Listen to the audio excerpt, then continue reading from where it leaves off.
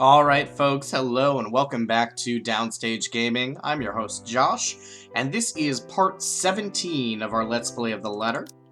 When we last left off, we had Zachary here take a ride with Hannah, and we joined up with Marianne.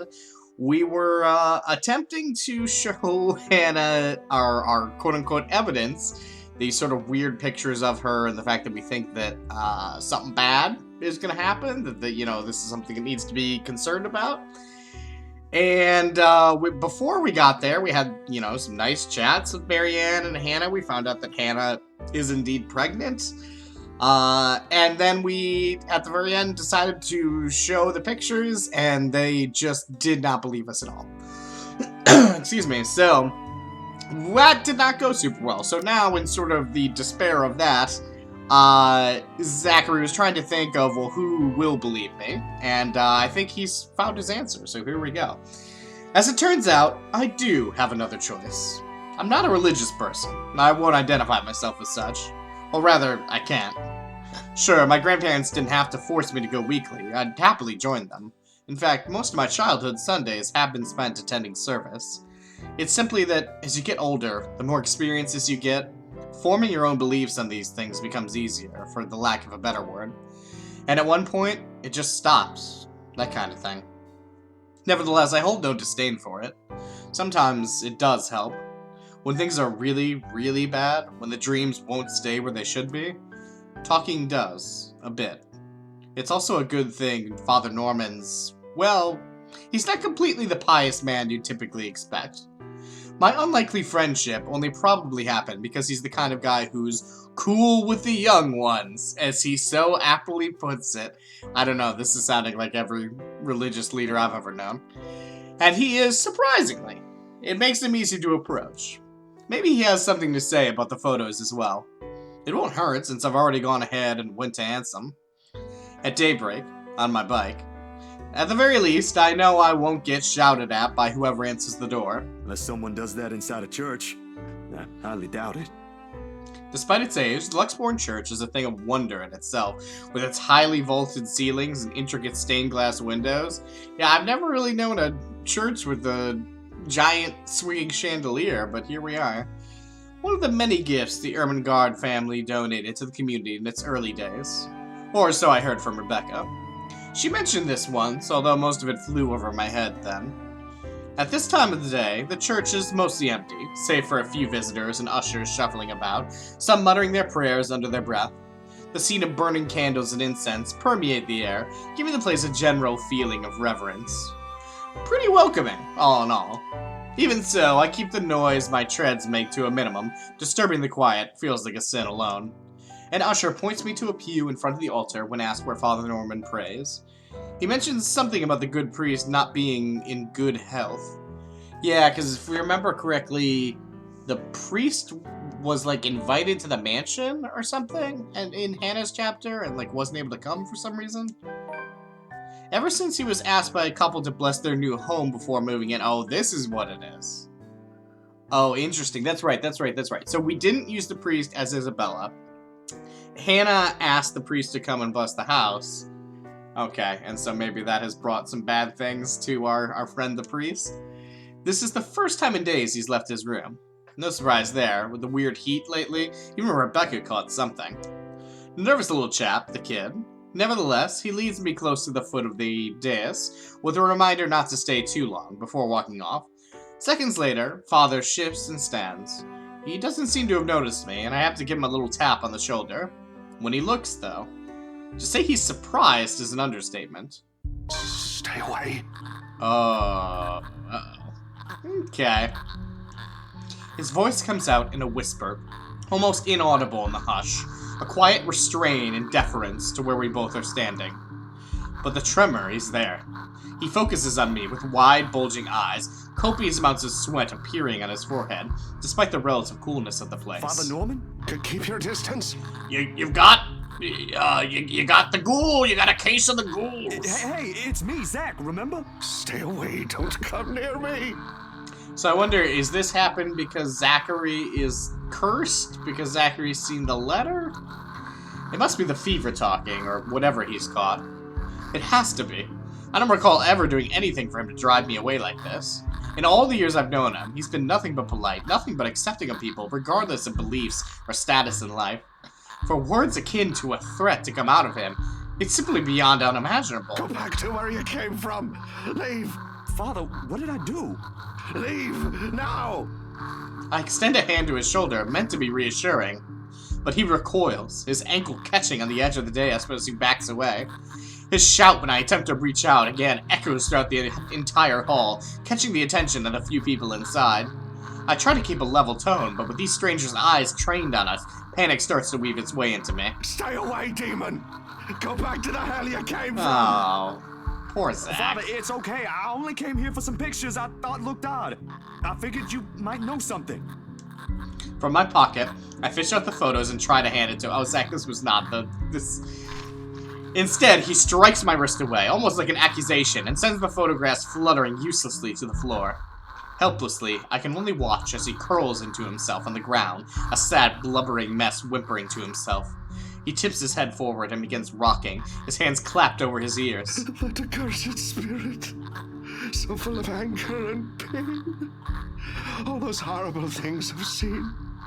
I can't sleep. I can't eat everywhere I look. Go away, go away. Go away. You're not supposed to be here. This is a house of God. Be gone, demon! Zack, I think it's time to leave. Lord have mercy, God, our Lord, King of ages, all-powerful and almighty. You who made everything and transform everything simply by your will.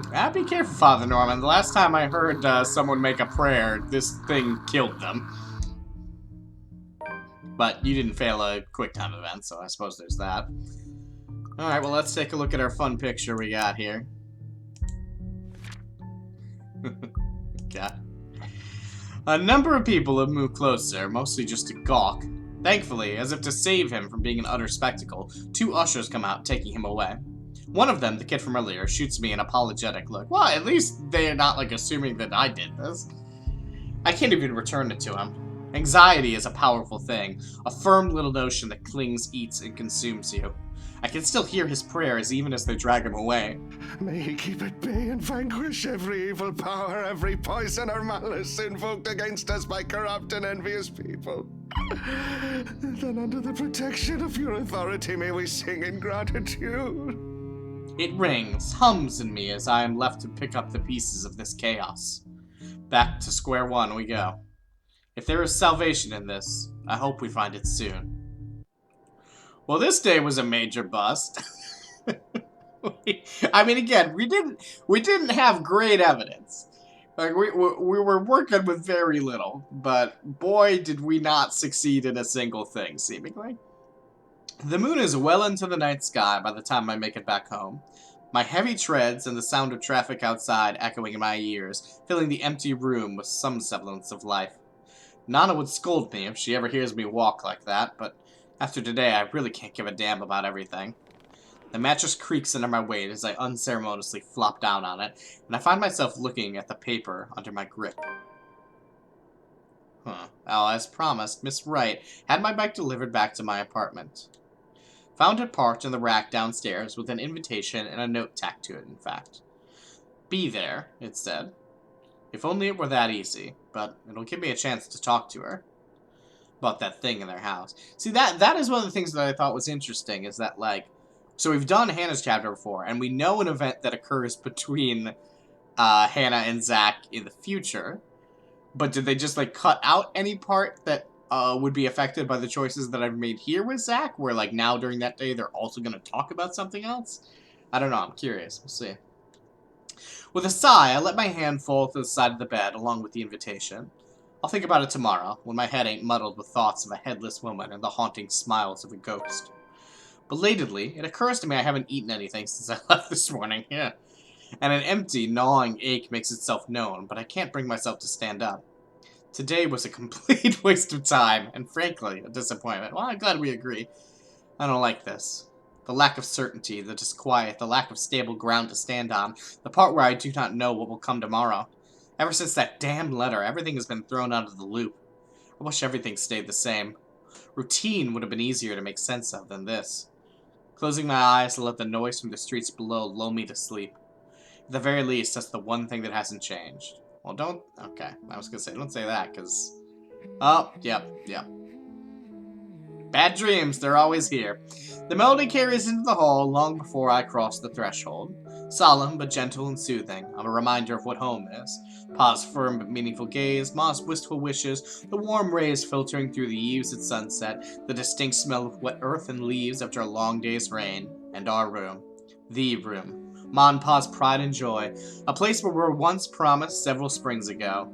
Yet it won't stop. No, wait! Come back!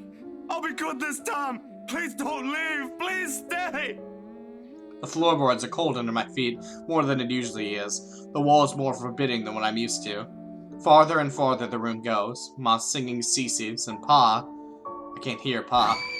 Not above the raucous clanging and the deafening roars of gunshot, nor the screams replacing the comforting soft melodies. There is only the blinding fear. But when the light breaks... Her skin has already taken a sickly pale color, rotten in most parts, blood dripping from every open gash, lesion on her body. Bony hands grip Hannah's neck like a noose, staining the skin underneath with a vibrant shade of scarlet. Nothing but malice was the gleam in her eyes. A scream ripples through the air. My whole body feels distant. Every limb, heavy with lead, all unable to move at will. Not even so I can wipe the beads of sweat forming at my temple. The rasping of my breath easily fills the room in the wee hours while I force it back into a steady rhythm. There is a tightness in my chest I can't shake off, my heart pounding against it as if it's about to burst out. Something cold has settled in my legs. Not the usual chill that comes and goes with the passing breeze from the window, but one strong enough to sting, shackle, and leave a frigid sensation creeping up my skin. With every struggle I make, the pressure winds firmly around my legs. Tighter, and tighter, and tighter, all until it becomes too much. My heart stops. Another draft sweeps into the room and brings with it the iron tang of blood. Thick, suffocating. Filling my nose with a foul, sickening smell as I shift my gaze downwards and it slowly comes into view.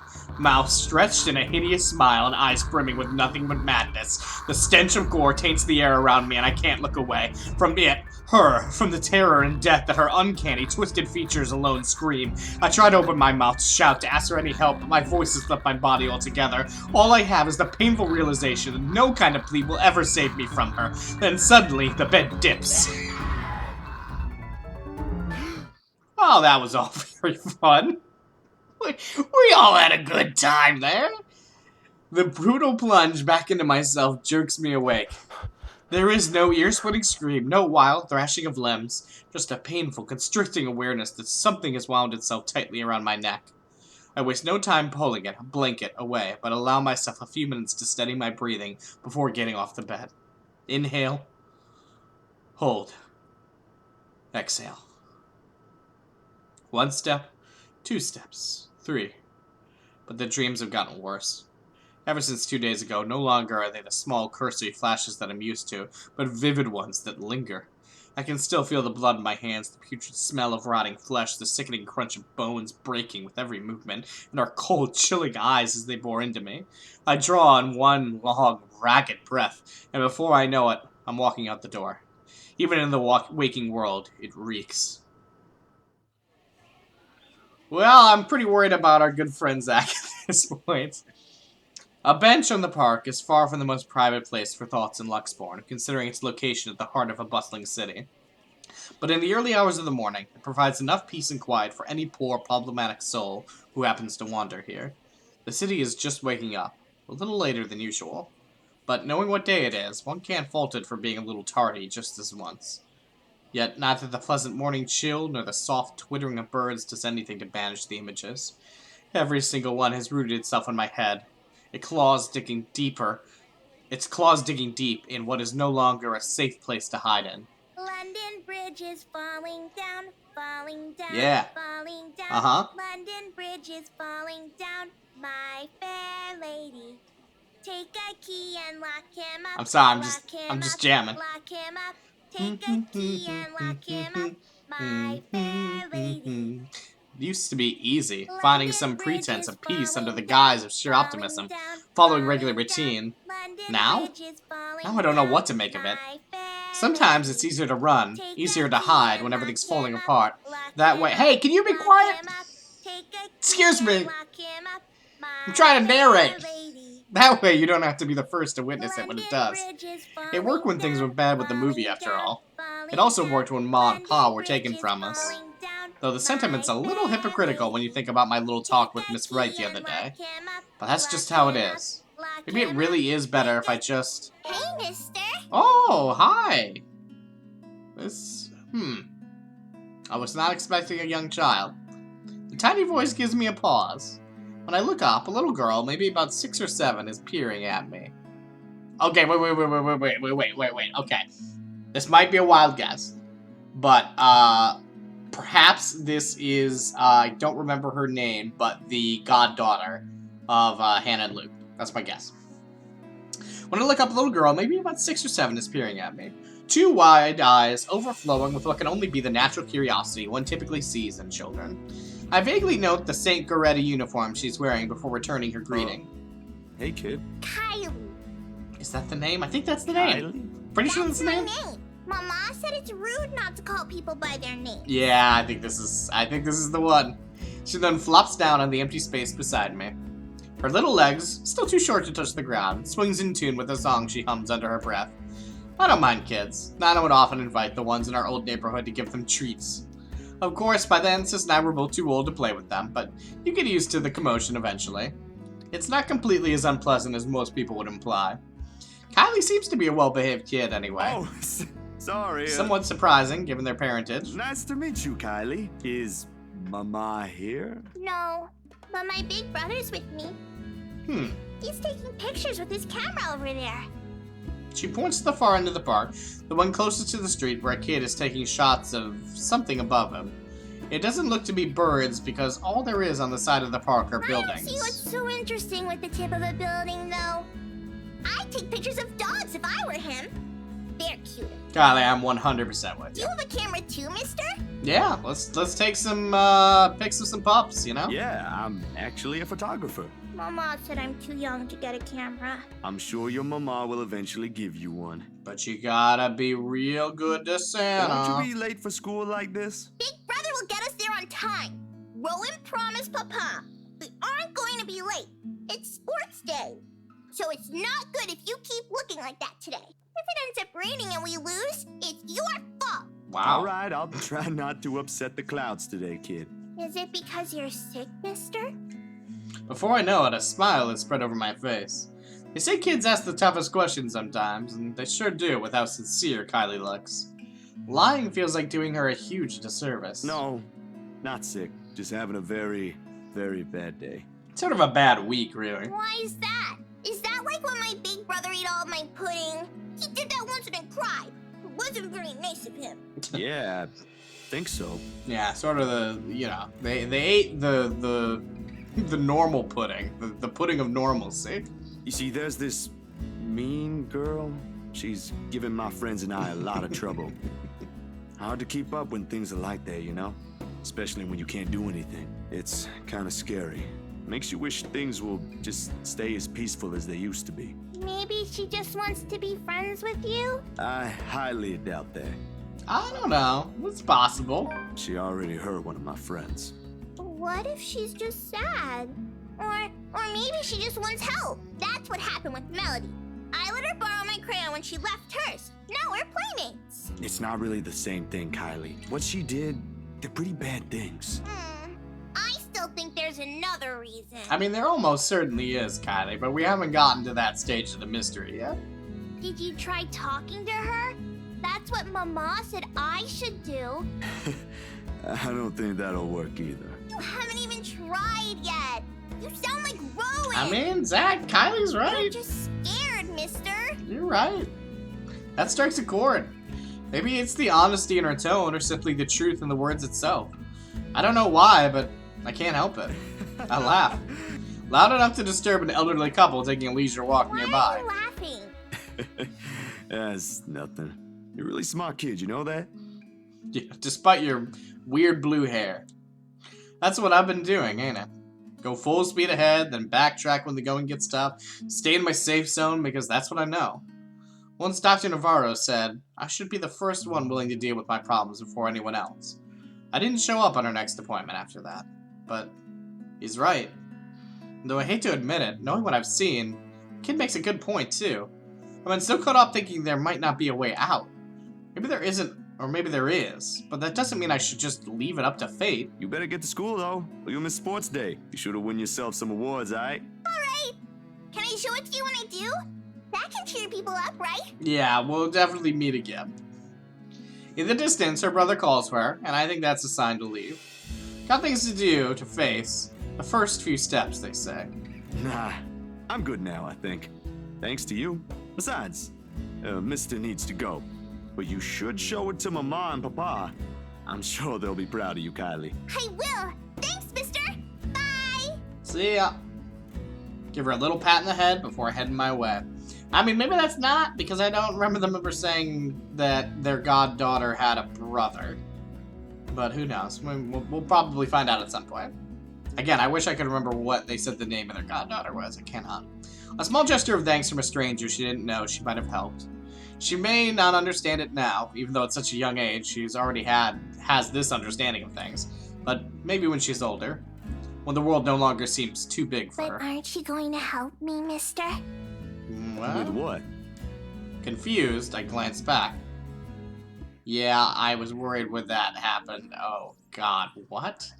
Whatever cheer our little talk brought has vanished under the shadows suddenly dancing in my eyes. The frigid air is most definitely not how the morning chill should feel like. Bitter, stinging, unwelcoming. And the kid... What do you think, mister? Are you going to help me?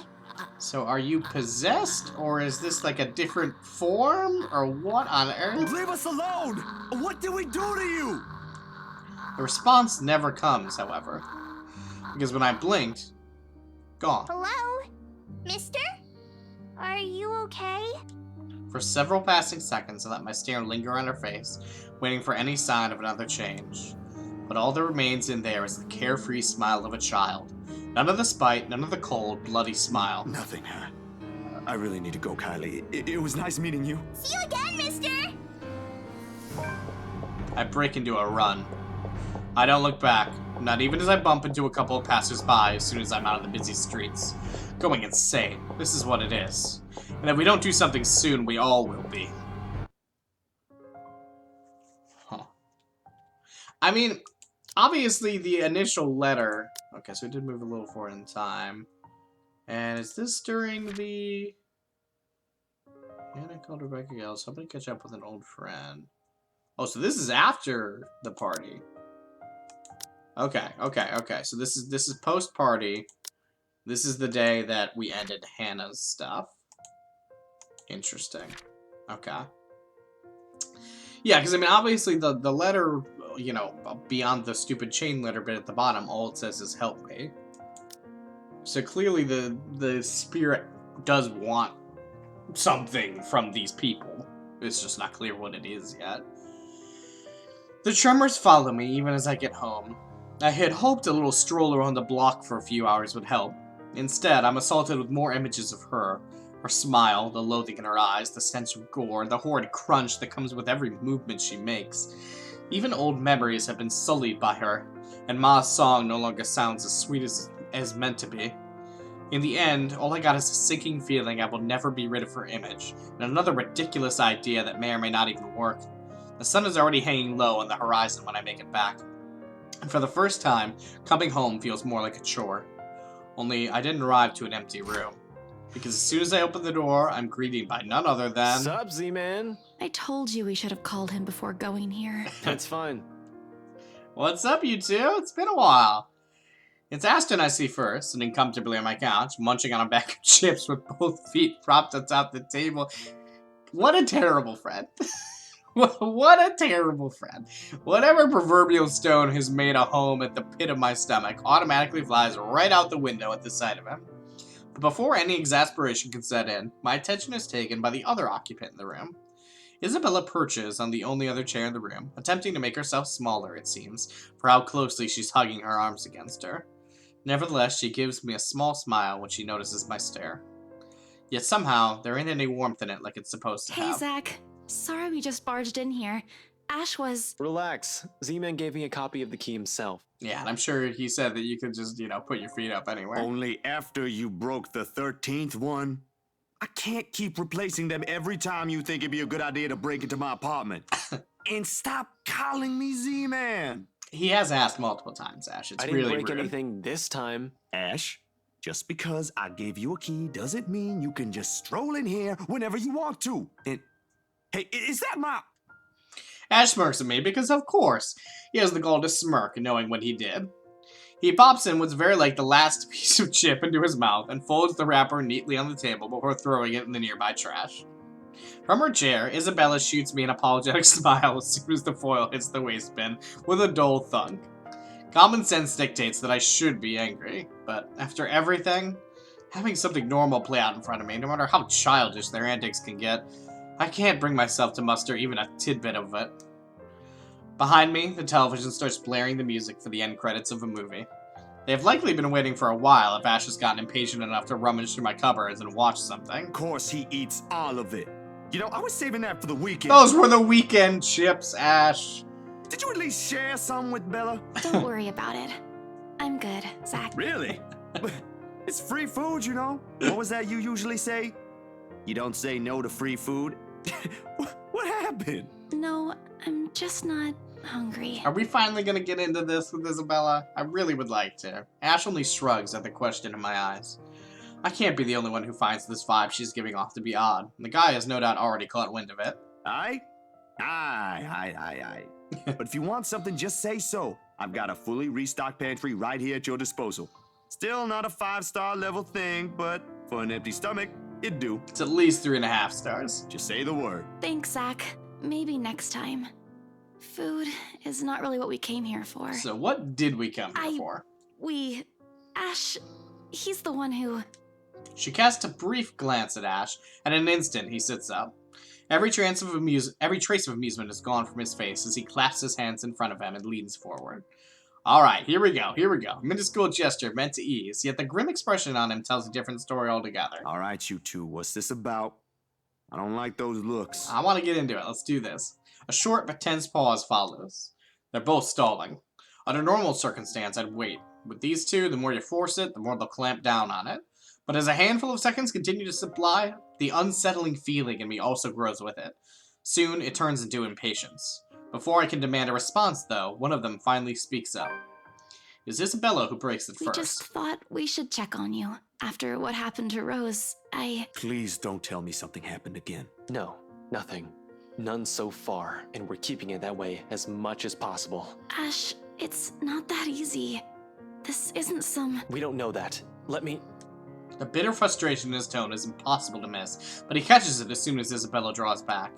He allows himself a moment to breathe before dropping it for one less harsh, more tempered, gentler. Let me look at this first, okay? I agreed to help, but you've got to let me handle things from now on. I already told you everything. There must be something we're not seeing in this just yet. We'll sort this out, but no more silly ideas and running around on your own. You're Agreed. making people worry more than necessary. Becca, especially. So everything's fine? Depends on who you're asking. How are things with you? Anything odd? I could give you a Good, I list. guess. Admittedly, how things went down at the housewarming party last night threw me off a bit. I'm not asking about that. Remember the letter thing Isabella's been yapping on about? I'm asking about that kind of odd. Yep. I look at him. Gaped, more like. His serious expression doesn't waver, despite the perplexed look I shoot him. There's a brief second I let pass as I wait for the heavens to fall somewhere. It doesn't come. The sky is still bathed in vibrant reddish hues as it waits for night to arrive. Luxborn is still the same busy city, and everything in my room still appears as it did a second ago, including the unnerving ticking of my wall clock. But if Ashton, calm, cool, collected, always logical Ashton, takes interest in this, something or someone must have fucked shit up somewhere. Well, the dreams, they're a lot worse than usual. There's a woman now, ever since we saw that letter. I don't know if it's the same one Isabella talked about. Maybe it is, maybe it ain't. It is. I really don't want to go back to sleep sometimes. Last night was the worst. Anyway, why are you asking about this? Rose's death isn't just a coincidence, Zach. It may have something to do with... I may have... Wait, stop right there for a sec, Bella. I thought you ain't buying this stuff, Ash. Just the other day, you said the exact same thing. I am curious what's changed. I still don't, but even Rebecca, out of all people, claims there's something. Whatever this is, someone has got to look into it. Everything about this screams shady. Are you sure you even have the time? Ain't you busy with your current case? I got taken off that one. Ooh. Because he got too close. Ash, I want your badge and your gun on my desk.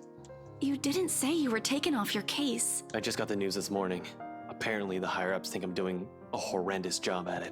It doesn't matter, though. If these two cases are connected like I initially thought, then regardless, I'm on the right track. I believe that is correct. That whatever Ash was looking into before is connected to all this. Are you sure we should even be doing this? Doing what exactly? There's someplace we'll visit after this. Too vague for comfort, Ash. And please don't tell me you're bringing her with you. His affirmation comes in the form of a stare, but that alone is all I need to know. What I pointed out gives him a pause, though, and his voice is thick with hesitation when he addresses Isabella. You know what? Zach's right, Isabella. You don't have to come with me. It's not myself I'm worried about. It's you. Aww. I'll just do this myself, if it'll get you into more trouble with your superiors.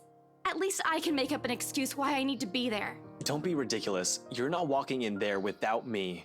Besides, I think it's a little too late to back out now. Have you two seen the news this morning? I haven't, actually. Mama called, and I was busy. The change in the air around her, while small, could not have gone unnoticed, and it takes every willpower not to ask. Probably the one thing reining in my curiosity is the fact that Ash himself haven't brought it up either. No problem. It should be in the afternoon news as well.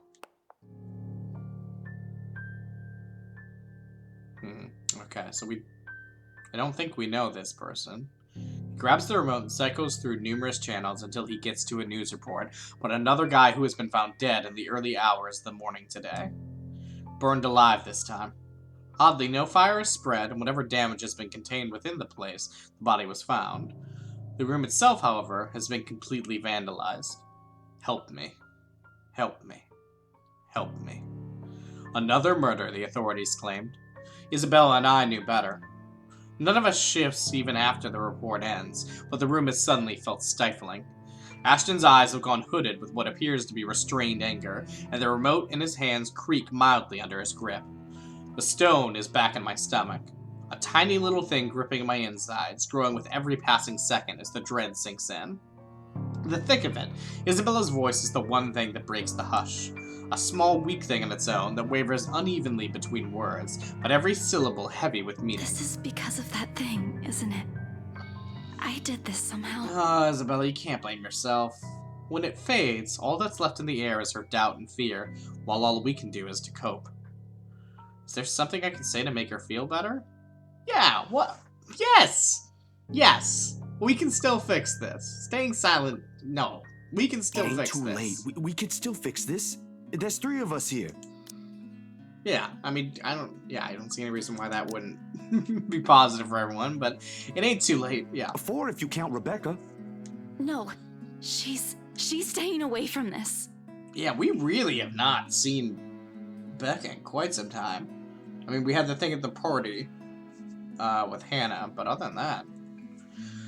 She lifts her gaze at me, eyes steady and shoulders squared as she holds it against the baffled look I give her. Although the next second, it immediately softens, and it takes me by surprise, nevertheless. Those brief moments, it's like I faced a different person. I don't want to involve her in this any more than I already have. Both of you as well. I already said it. That's completely out of the question. Stop asking. Still in all, that's 2 extra heads who can do the thinking. Between us 3, I'm sure we'll figure something out pretty soon. Don't make this whole thing sound like it's a piece of cake to deal with. It ain't. But better than sitting around, yeah? Plan is still a plan. Yeah, finally. It's time for us to do something. You're Action! going to shoot yourself in the foot one day with that kind of thinking. We don't even know who's doing this. The last 2 murders might just be similar incidents done by 2 different suspects. Hasn't stopped you from going after them before. Remember that time when you... Okay, stop right there. There will be no retelling of that incident today, Z-Man. No Z-Man. Or ever. Keep calling me Z-Man and maybe I will. Suddenly, Isabella laughs. Though muffled by her hands, it rings light and easy against the thick tension in the room. Still a far cry from the usual cheer she carries, but brings a welcome shift in the otherwise dreary mood. Thanks, you two. I'll tell you about it when he's not around. Give it up, Z-Man. She's not interested. Who says I'm not? Ash makes a face, but chuckles the jest despite Why himself. am I even friends with you two? And like this, most of our worries ebb away, if only for a few moments. Well, I think you're friends with one of us because you're in love with them, and I think you're friends with the other one because you could use their room to eat chips. They take their leave mere minutes close to sundown, but regardless of the lighter mood, little has been said of their plans, only vague hints of what they're aiming to do after. While it ain't any of my business to know, something about this whole thing still gnaws at me. A tiny passing thought urges me to do something as well. Alright. Okay, I like where this is going. We got seemingly some very vague plans, but like we're actually working together, maybe gonna get somewhere. I'm good on this. I like this. But we're gonna have to continue with our friend Zach and see where these plans take us next time.